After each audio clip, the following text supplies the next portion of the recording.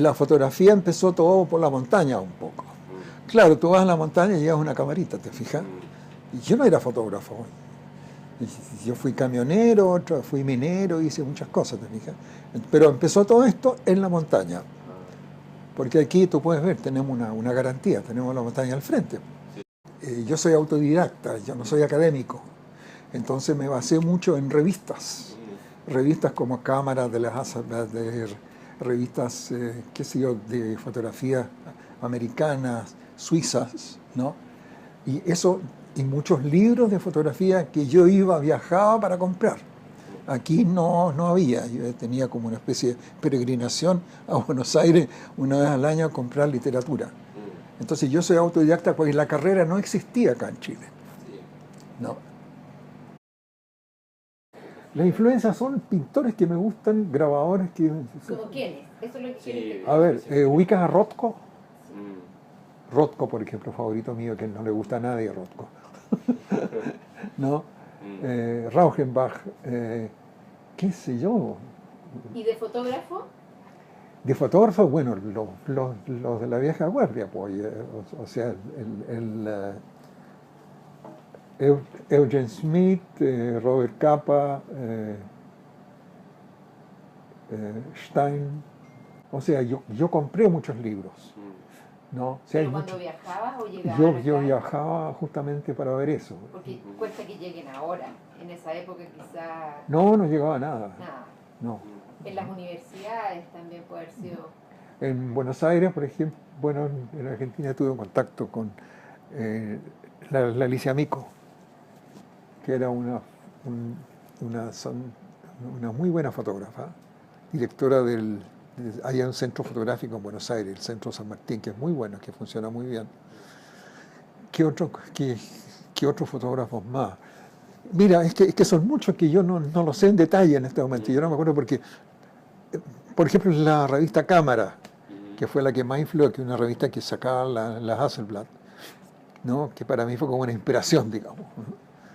¿Y eso es en inglés o en español? No, en inglés. No, o sea, la cámara estaba en inglés, en alemán y en francés, creo, una cosa así. Pero fue la que más me influyó, ojo. Y la exposición, lo que te decía, La familia del hombre, con Steichen. Por ahí empecé a entusiasmarme. Me di cuenta que como dibujante no sirvo, yo no soy capaz de hacer una casita, ¿te fijas? Entonces me sentí frustrado porque plásticamente no era nada. Y de repente me di cuenta, empecé a sacar fotos y me di cuenta que ahí en la fotografía estaba la cosa. Yo en ese tiempo entré a trabajar a una empresa minera, al teniente. Y me despidieron. Renuncié, ¿no? Y me dieron una bonificación muy buena. Y ahí me compré la primera cámara. Ahí me entusiasmé y me compré una Rolleiflex. Y con la Rolleiflex me entusiasmé, porque la Rolleiflex, como es un formato cuadrado, la miras desde arriba. claro, tiene esa garantía de que tú puedes componer la foto ya. La de 35 milímetros tiene dos caminos. Compones primero cuando sacas la foto y después cuando revisas. Con el negativo 6x6, con las ese ya puedes empezar a diseñar.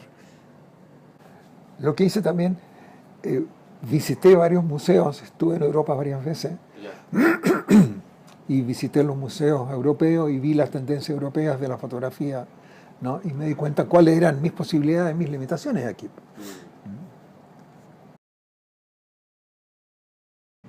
Porque era muy meticuloso y muy cuidadoso. Iba con mucha gente y con mucho equipo de iluminación, y cada foto así era, pero muy bien pensada, muy bien iluminada, y él se demoraba en una foto 2 días a lo mejor. Claro que era la foto. Yo no, yo era más abrutado. ¿Te fijas? Yo lo que hacía era, yo empecé a usar películas con más sensibilidad, por ejemplo. Cuando aparecieron los 200 ASA, 400 ASA, 1600 ASA. Con más grano. Con más grano, pero como nosotros teníamos un taller de laboratorio, lo hacíamos todos nosotros, no importaba, porque a veces el tema era más importante que el grano. Entonces, donde Antonio se demoraba 2 días, y yo hacía un poco a la americana, así él sacaba las fotos perfectas. Yo sacaba 15 o 20 y me encomendaba a nuestro Señor que una quedara buena, ¿te fijas? Ese era el sistema mío. Nosotros estábamos metidos en la mañana, conseguíamos trabajo y salíamos a fotografiar, y cuando volvíamos nos metíamos al cuarto oscuro y nosotros revelábamos, ampliábamos, hacíamos todo el trabajo.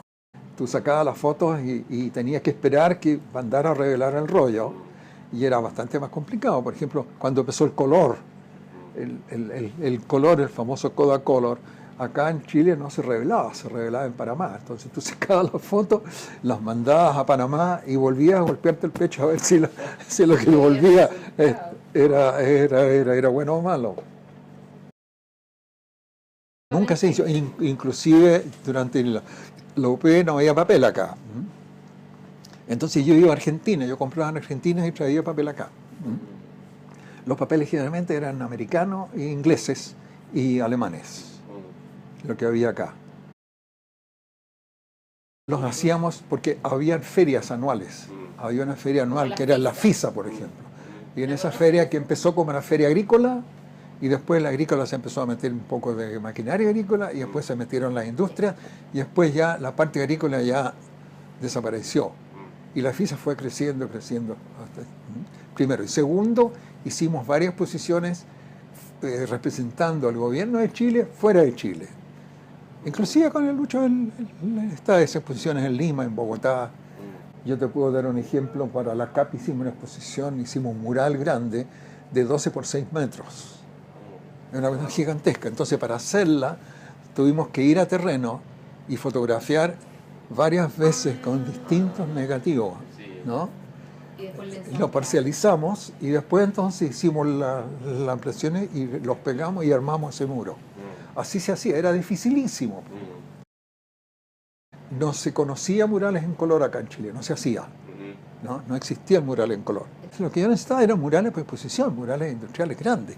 ¿Qué hago? No había nada. Entonces alguien me dijo, Buenos Aires. Entonces partía con el negativo eran todos 6x6, casi todos 6x6, grande para partía a Buenos Aires y ahí la gente hacía murales en color. Entonces me instalaba allá, hacía los murales en color, los enrollaba, los ponía bajo el brazo y me venía a Chile. Pues. Estuve como 3 o 4 años vendiendo murales en color que traía de Buenos Aires. Te estoy hablando entre el 79...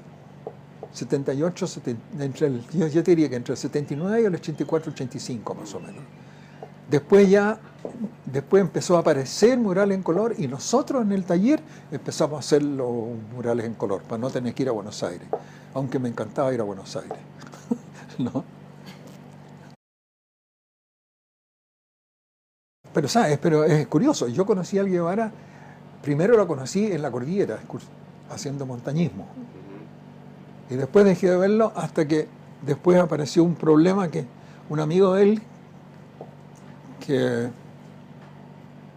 me convenció que yo hablara con él y que trabajara junto con él.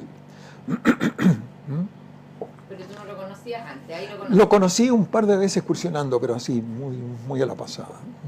Y después ya, entonces, cuando me dijeron que empezara con él, etcétera, me asocié con él. O sea, por supuesto, si la distancia era muy larga, se iban a avión, la empresa te pagaba el viaje. Pues. Primero, yo viajé mucho por tierra, viajé mucho para el norte, porque al trabajar con las compañías mineras, muchas veces yo llegaba, por ejemplo, hice un convenio con Chuquicamata.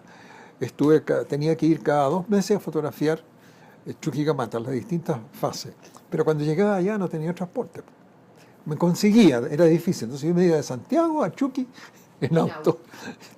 Tenía un Land Rover, pero después tuve una Renoleta. Llegaba allá. Llegaba.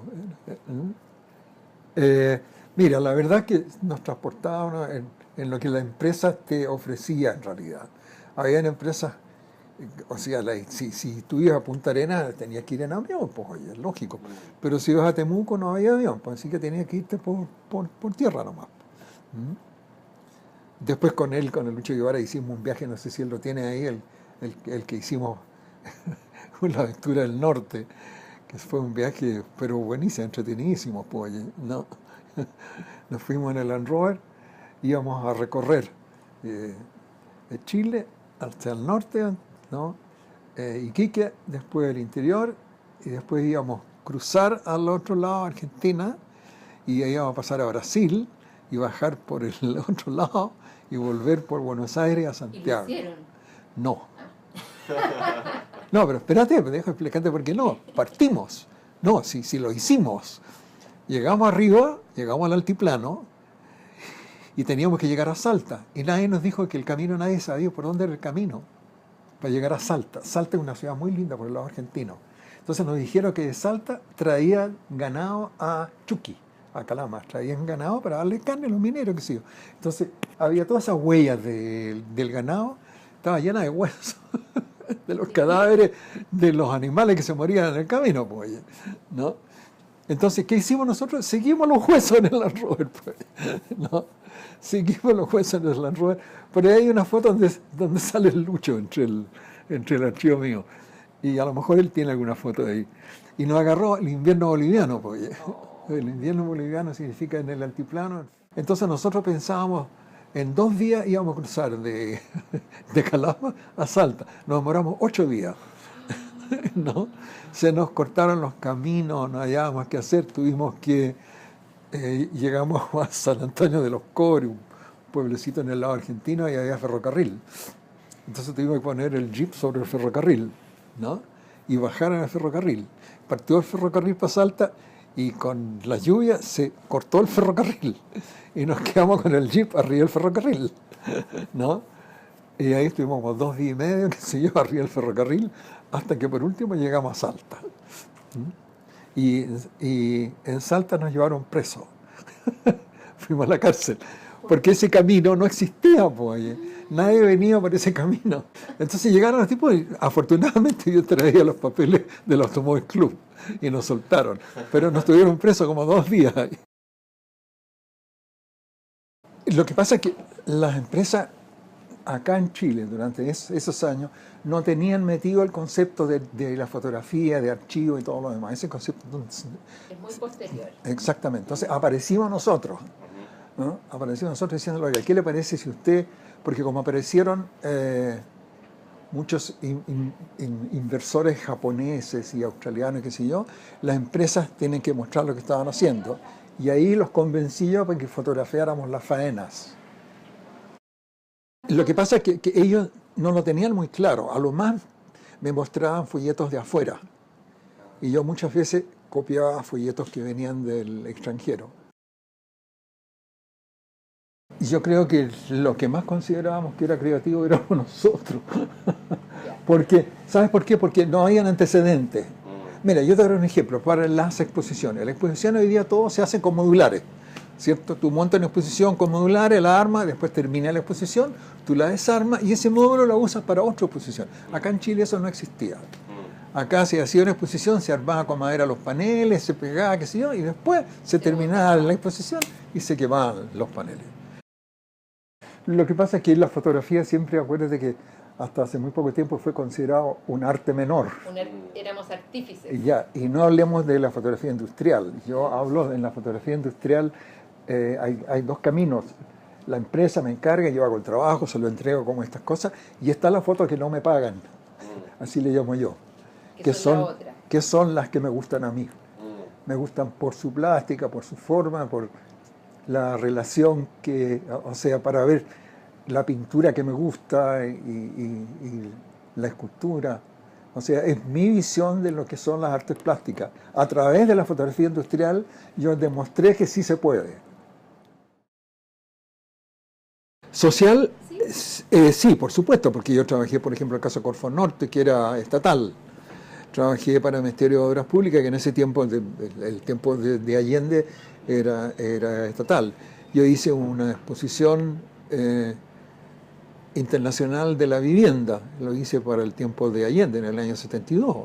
En esos tiempos, y antes de él, te estoy hablando del tiempo de Aguirre Cerda, Alessandri, que sé yo, la política no estaba tan corrompida, por decir algo, ¿no? Para que te fuera una idea, los fotógrafos, nosotros trabajamos, Yo trabajé para la primera campaña de Allende, ¿no? Fotografiamos por la candidatura de Allende. Éramos un par de fotógrafos, había un cineasta, Balmaceda, Fernando, con el que trabajamos mucho, y no se nos ocurrió a nadie, no se nos ocurrió cobrar por ese trabajo. No nos cabía en la cabeza que eso lo hacíamos por ideología, porque estábamos de acuerdo con lo que los caballeros querían hacer, pues. ¿Te fijas? Y a nadie se nos pasaba por la cabeza de que después de eso, una vez elegido el caballero, si teníamos la suerte elegiéramos, cuando nosotros trabajábamos, nos iban a dar una peguita en el gobierno. No, eso no existía. No existía. La gente lo hacía porque ideológicamente estaba de acuerdo, y lo hacía y después, chao, no pasaba nada. ¿No? Pero lo hice como profesional, lo hice con Cristian Bosa todavía. O sea, yo nunca fui periodístico, digamos, ¿no? Nunca fui reportero. No, digamos que yo era socialdemócrata, por decir algo, pero sin amarrarme a ningún partido. No, yo era enemigo de los grupos, así, ¿no? Ni en los scouts me metí jamás. No, mira, yo te voy a decir lo que pasó con los fotógrafos. Acá se dividieron los fotógrafos un poco. Yo pertenecí a la Asociación de Fotógrafos Profesionales, que eran los que trabajaban mucho con las agencias, ¿no? Que habían un par de fotógrafos industriales, qué sé yo. Y había otra agrupación de fotógrafos que eran más bien reporteros, que era el ala izquierda, digamos, de ese periodo de Pinochet, que eran fotógrafos que eran más peleadores políticamente. Y yo pertenecía a esa AFI, que éramos fotógrafos que trabajábamos con la agencia de publicidad, pues. Entonces en ese sentido éramos neutros. Ahora, en lo personal, cada uno tenía su idea, ¿no? Yo, por supuesto, yo era, por decirte algo, socialdemócrata primero. Además, yo fui trabajador manual, así que a mí no me cuentan cuentos, pues. La parte crítica lo hice cuando hice la Exposición Internacional de la Vivienda. Ahí mostramos, en el capítulo Construcción, mostramos lo que es la vivienda para el poder económico alto, lo que es la vivienda para el no existente poder económico. Y ahí mostramos las diferencias entre los cementerios de ricos y cementerios de pobres. Yo siempre le di mucha importancia en los folletos de meter a los trabajadores, ¿no? Y las empresas en ese sentido nunca se opusieron. Nunca tuve un comentario que diga, bueno, esto a los trabajadores no, estos no. No, en ese sentido no. Las grandes empresas constructoras fueron bastante más respetuosos con los trabajadores en general. Lógicamente, la empresa americana trataba al trabajador de otra manera como lo trataba el empresario chileno. Porque los empresarios chilenos vinieron todos del agro, eran todos los grandes capitales, y aquí si tú empiezas a mirarlo, eran todos dueños de fondo, de hacienda. Entonces tenían la mentalidad no del agricultor europeo, del patrón de fondo. Tú en Europa tú tienes agricultores, tienes campesinos que trabajan en su propia tierra. Acá la cosa estaba muy dividida. Aquí estaba el patrón y estaba el campesino. La Rosa Sofruco es un buen ejemplo de lo que fue la reforma agraria de Frei, porque Frei tuvo una parte bastante inteligente. El que trabajaba su tierra no se la quitaba, ¿no? El que no trabajaba se la quitaba. Entonces, la Rosa Sofruco eran un par de caballeros archimomios, por decir algo, gente aristócrata, digamos, pero que fueron muy inteligentes y que aprovecharon la hacienda al máximo. O sea, los trabajadores estaban en excelentes condiciones, tenían buenas casas, le tenían escuela a los niños, tenían hasta un consultorio. En la parte de agricultura estaba pero muy adelantada. Y gracias a eso, Frei no le quitó las tierras. Y nosotros, con el Lucho en ese tiempo, hicimos un folleto para ellos, para Rosa Sofruco. Y gracias a ese folleto, si no me equivoco, gracias a ese folleto no le quitaron las tierras a esta señora Rosa. ¿Ah? Ahora, yo tengo una anécdota de cómo empezó la reforma agraria, digamos, acá en Chile, pues. Hay por ahí anda una foto, no, parece que no sé si la tengo, donde sale una carreta con bueyes, con un mapuche llevando la carreta con bueyes, y el buey que va adelante en el cacho tiene colgado una radio de transistores. Y para mí ahí empezó la reforma agraria. Cuando los tipos pudieron tener radiotransistores y empezar a saber, el campesino empezó a descubrir, a informarse del resto del mundo. Nos dimos cuenta de, primero, que la idea fantástica que fue la familia del hombre. Segundo, fue una forma de que los fotógrafos se mostraran un poco, y el gobierno lo tomó como una idea y lo aprobó, ¿no? Y el Antonio Quintana fue el director de esto, pues. Y sobre todo los fotógrafos nos entusiasmamos porque la exposición recorrió medio mundo, pues. Y fue una exposición que fue, no sé cómo definirlo, no fue política, fue más bien cultural y patriotera un poco, porque acuérdate que somos el último país del mundo. Entonces Chile era desconocido, pues. En Europa, cuando el tipo iba a Buenos Aires, decía, oye, iba a América Latina, decía, oye, tengo un amigo en Buenos Aires, aunque viniera a Chile o aunque viniera donde fuera. Entonces la idea fue que esa exposición mostrara el país como es, entero, fíjate, ¿no? Era una imagen humana nomás. En nosotros, el rostro de Chile era un poco como cuando yo empecé con los libros del paisaje de Chile, con esa frasecita de nuestro famoso poeta Parra, que dijo, Chile todavía no es un país, es un paisaje nomás, pues.